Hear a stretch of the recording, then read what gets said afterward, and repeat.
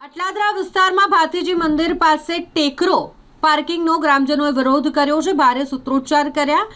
ટેકરો હટાવો ગામ બચાવો આ સૂત્રોચ્ચાર સાથે અહીં સ્થાનિકો એકત્રિત થઈ ગયા અને તેઓ દ્વારા આ પાર્કિંગ જે ઊભું કરવામાં આવનાર છે તેને લઈને વિરોધ કરવામાં આવ્યો છે।